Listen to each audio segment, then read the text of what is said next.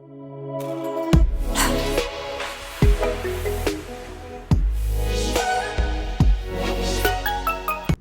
Everyone, I hope you all are doing good. So guys, आज यहाँ पे मैं ऐसी कंपनीज की बात करने वाला हूं जहां पे आप लोग ब्लाइंडली इन्वेस्ट कर सकते हैं but for a long term, और आपको इजिली यहाँ पे 15 to 20% के रिटर्न जो है मिल सकते हैं। और जो भी लोग सिप करते हैं वो इन स्टॉक पे मंथली जो है सिप भी कर सकते हैं और धीरे धीरे जो है इनको एक्यूमुलेट कर सकते हैं। सो आइए चलते हैं उन कंपनीज के ऊपर जो आपको अच्छे लॉन्ग टर्म में रिटर्न्स दे सकते हैं। सो अभी हम यहाँ पे सबसे पहले बात करेंगे डिवीस लैब की। डिवीस लैब जो कि एक फार्मा कंपनी है and Divi's lab incorporated in 1990। It also manufactures and export APIs, intermediates and nutraceutical ingredients. Company manufacture करती है जेनरिक एपीआई जिसे हम कहते हैं active pharmaceutical ingredients, custom synthesis of APIs and intermediates along with nutraceuticals for global pharmaceutical and nutraceutical industries.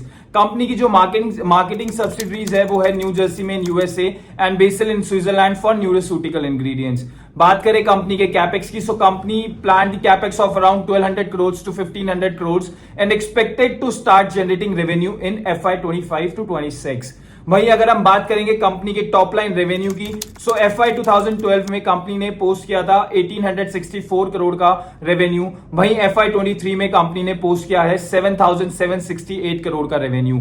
और अगर हम बात करेंगे इनके bottom line which is net profit, so company ने FY 2012 में पोस्ट किया था 533 करोड़ का प्रॉफिट। वहीं अगर हम बात करें FY 23 की, सो कंपनी ने पोस्ट किया था 1823 करोड़ का प्रॉफिट। अगर हम बात करें ओवरऑल फार्मा सेक्टर इंडस्ट्री की इंडिया में किस तरीके से आगे रह सकता है, so pharma sector industry in India is currently valued at $50 billion and is expected to reach $65 billion by 2024 and to $130 billion by 2030. Also, India is a major exporter of pharmaceuticals with over 200 plus countries served by India Pharma Exports. अब हम बात करेंगे दूसरे stock की जिसका नाम है CDSL, central depository service limited. So central depository service limited providing service to all market participants, जिसमें एक्सचेंज आता है, आपका क्लियरिंग कॉर्पोरेशन आता है, डिपॉजिटरीज आती है, इश्यूअर्स आते हैं, इन्वेस्टर्स आते हैं। CDSL इंडिया में लार्जेस्ट सिक्योरिटी डिपॉजिटरी है in terms of number of accounts with the highest share of incremental growth of demat accounts. In FY 2022, the company became the first depository with more than 3 crore demat accounts. अगर हम बात करें इनके source of revenue की, सो source of revenue जो है CDSL का वो आता है एनुअल मेंटेनेंस चार्जेस से, जहां से इनको 34% का आता है, ट्रांजैक्शन चार्जेस से इनको 19% का रेवेन्यू आता है, KYC सर्विसेज से इनको 16% का रेवेन्यू आता है, IPO एंड कॉर्पोरेट एक्शन से इनको 10% का रेवेन्यू आता है एंड अदर सोर्सेज से इनको आता है 20% रेवेन्यू। बात करें इनके टॉप लाइन रेवेन्यू की, सो FY 2012 में इन्होंने 96 करोड़ का रेवेन्यू पोस्ट किया था। वहीं FY 23 में इन्होंने 555 करोड़ का रेवेन्यू जो है पोस्ट किया है। बात करें नेट प्रॉफिट की, सो FY 2012 में इन्होंने 55 करोड़ का रेवेन्यू पोस्ट किया था। वहीं FY 23 में इन्होंने पोस्ट किया है 276 करोड़ का रेवेन्यू। और अगर हम बात करें ओवरऑल इंडस्ट्री आउटलुक की, सो सिर्फ और सिर्फ 8% जो इंडियंस हैं उनके पास डीमेट अकाउंट है अगर हम कंपेयर करते हैं ओवरऑल पॉपुलेशन से, और यही जो नंबर है अगर हम यूएस में कंपेयर करते हैं तो 50 to 60% है। सो आप देख सकते हैं कि ग्रोथ जो है इस इंडस्ट्री में वो बहुत ज्यादा है। थर्ड जो कंपनी है वो है Asian paint. So Asian paint is a largest home decor company in India. The 80+ years old company has major brands like Asian Paints, Berger, Epco, etc. under its umbrella.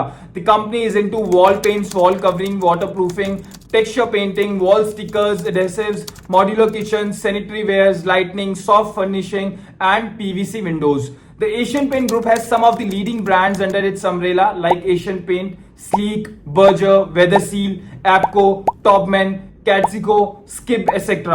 In FY 23-25, the patent were filled and 10 were granted. 22 new products were launched in FY 23. The company has total 49 patents in its name till FY 23. बात करें इनके अगर revenue breakup की, so FY 23 में decorative business से इनको 84% revenue आया, home decor business से 4% रेवेन्यू, इंडस्ट्रियल कोटिंग से 3% रेवेन्यू एंड इंटरनेशनल ऑपरेशन से इनको आता है 9% रेवेन्यू। बात करें अगर इनके top line revenue and sales की, सो FY 2012 में इन्होंने पोस्ट किया था 9,231 करोड़ का अपना टॉप लाइन रेवेन्यू। वहीं इन्होंने FY 2023 में पोस्ट किया है 35,000 करोड़ का रेवेन्यू। बात करें अगर नेट प्रॉफिट की, सो इन्होंने पोस्ट किया था FY 2012 में 1,021 करोड़ का प्रॉफिट और FY 23 में इन्होंने पोस्ट किया था 47,034 करोड़ का प्रॉफिट। सो अगर हम बात करें ओवरऑल पेंट इंडस्ट्री की इंडिया में किस तरीके का आगे स्कोप है, so the Indian paint and coating industry is likely to grow to rupees 1 lakh crore in the next 5 years from the current rupees 62,000 crores. Due to the softening of raw material prices, the paint industry margins are also expected to grow. Fourth company जो है वो एक FMCG sector से है जिसका नाम है HUL, Hindustan Unilever. So Hindustan Unilever एक एफएमसीजी बिजनेस में है जो कि primarily home care, beauty and personal care and foods and refreshment segments में है. The company has manufacturing facilities across the country and sales primarily in India. वहीं अगर हम बात करें रेवेन्यू सेगमेंट की, so beauty and personal care segment से इनको 42% रेवेन्यू आता है. The company earns 29% margin from this segment which is the most among it's division. Home care segment से इनको 29% रेवेन्यू आता है. फूड्स एंड रिफ्रेशमेंट सेगमेंट से इनको 29% रेवेन्यू आता है. The company is the market leader in many product categories such as skin cleansing, skin care, hair care, household care, tea health, food, drinks and ketchup. It is a market leader in 90% of its businesses. वहीं अगर हम बात करें revenue की, so FY 2012 में इन्होंने post किया था 23,436 करोड़ का रेवेन्यू और वहीं FY 2023 में इन्होंने पोस्ट किया है 60,580 करोड़ का रेवेन्यू. बात करें अगर इनके बॉटम लाइन की which is net profit, so FY 2012 में इन्होंने पोस्ट किया है 2,800 करोड़. वहीं FY 23 में इन्होंने पोस्ट किया है 10,308 करोड़ का नेट प्रॉफिट. अगर हम बात करें ओवरऑल एफएमसीजी सेक्टर की इस तरीके से परफॉर्म कर सकता है इंडिया में, so at a projected GDP per capita growth of 5.3% over the next 25 years. Consumer spending in India at constant prices could reach to $7.5 trillion to $8 trillion, which is 3 to 4 times more than today. अब हम बात करेंगे last stock की जिसका नाम है HDFC AMC, जो कि म्यूचुअल फंड इंडस्ट्री और बहुत ही इंडिया में अंडर पेनिट्रेटेड जो है इंडस्ट्रीज है. So HDFC AMC incorporated in 1999. HDFC AMC Company Limited provides fund management services and is also registered under the SEBI to provide portfolio management services. बात करें इनके closing AUM की, सो वो FY 23 में था 4.48 लाख करोड़, जिसमें से इक्विटी ओरिएंटेड क्लोजिंग AUM जो है accounted for almost 2.27 lakh crore and non equity oriented AUM contributing the rest. 11.7% market share in actively managed equity funds and they have 13.5% in debt funds. Revenue breakup की बात करें, so investment management fees से इनको 86% revenue आता है. वहीं इनको income from investment से जो है 14% का रेवेन्यू आता है. बात करें इनके टॉप लाइन रेवेन्यू की, सो FY 2013 में इन्होंने पोस्ट किया है 777 करोड़ का रेवेन्यू और FY 2023 में इन्होंने पोस्ट किया है 2,478 करोड़ का रेवेन्यू. बात करेंगे इनके नेट प्रॉफिट्स की, सो FY 2013 में इन्होंने पोस्ट किया है 319 करोड़ का नेट प्रॉफिट. वहीं अगर हम बात करें FY 2023 में, सो इन्होंने पोस्ट किया है 1424 करोड़ का नेट प्रॉफिट. अगर हम बात करें इस ओवरऑल इंडस्ट्री की, सो म्यूचुअल फंड इंडस्ट्री काफी अंडर पेनिट्रेटेड है इंडिया में और यहाँ पे म्यूचुअल फंड इंडस्ट्री को जो है हम देखते हैं 21.5% के कैगर से ग्रो होते हुए बाय 2027 तक.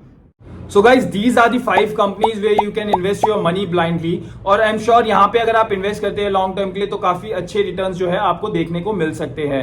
सो मेक श्योर आप इन्वेस्टमेंट अपना अच्छे से करें एंड टाइमली करें.